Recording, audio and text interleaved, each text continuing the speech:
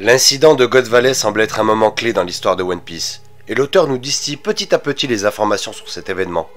Mais vous savez pertinemment qu'on n'a pas fini d'apprendre la vérité sur les mystères qui entourent cette île.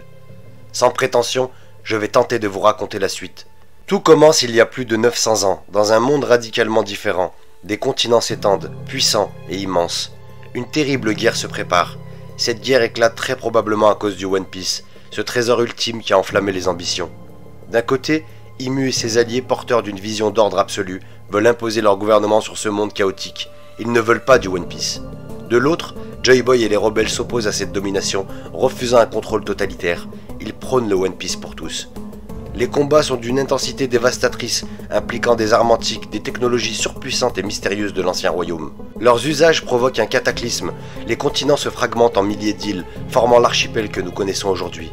Le soleil, voilé par la poussière et les cendres, plonge le monde dans une longue période glaciale, un âge sombre. Les eaux montent, le déluge s'abat sur le monde. À l'issue de cette guerre, Imu et ses alliés sortent victorieux.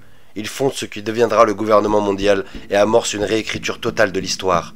Ce qu'on appellera plus tard le siècle oublié est gommé de la mémoire collective. Toute étude ou parole à ce sujet est strictement interdite.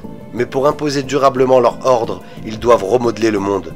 Pour cela, ils utilisent Oz, surnommé le tireur de continents, ou même plusieurs géants semblables à Oz d'ailleurs.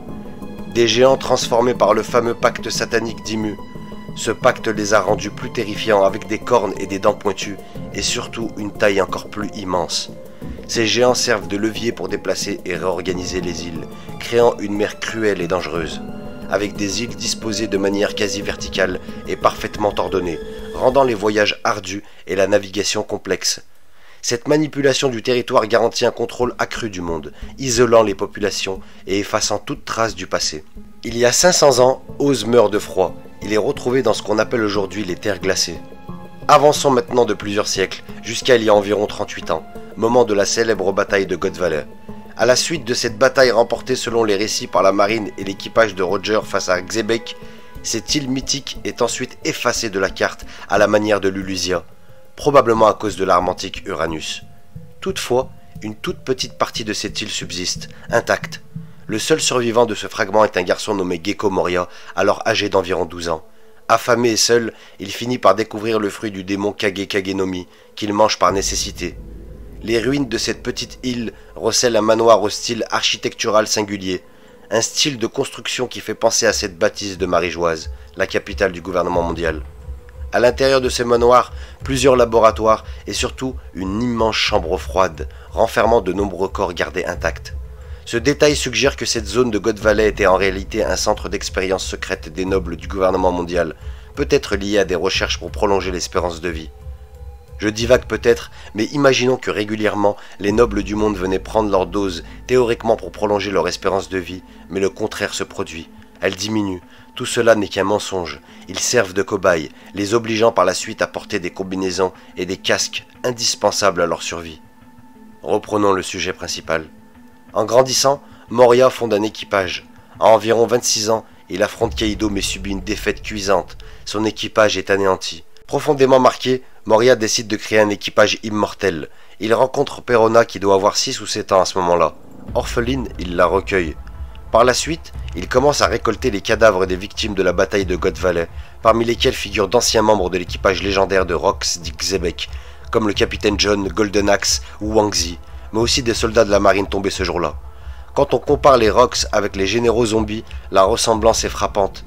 De plus, dans le dernier SBS, celui du tome 112, Oda confirme ce personnage comme étant un ancien des Rox.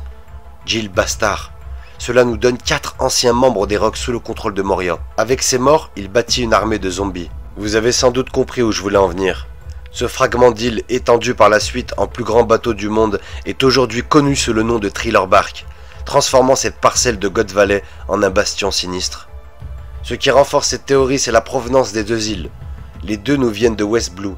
Il y a 38 ans, on sait que Kuma a échappé à cette fameuse chasse, un traumatisme pour lui. Lors du voyage des Mugiwara sur Thriller Bark, c'est Kuma qui débarque sur l'île, un élément supplémentaire comme un clin d'œil de l'auteur. Ce qui me gêne avec la théorie de Thriller Bark et God Valley, c'est justement le gouvernement mondial. S'ils savent que Thriller Bark renferme des anciens vestiges des dragons célestes, pourquoi ils laissent Moria utiliser leurs anciennes et secrètes installations? Certes, l'île est cachée par le brouillard du triangle Florian, mais Kuma la retrouve facilement. Pourquoi ne pas l'anéantir définitivement? Les recherches de Hawkback et Moria sont peut-être approuvées par le gouvernement. La dernière fois qu'on retrouve l'île, elle est accostée à l'île des pirates, contrôlée aujourd'hui par Barbe Noire.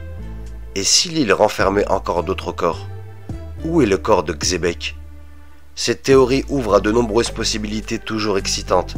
Si Thriller Bark est véritablement God Valley, Oda nous aura encore montré toute son ingéniosité et la grandeur de son histoire.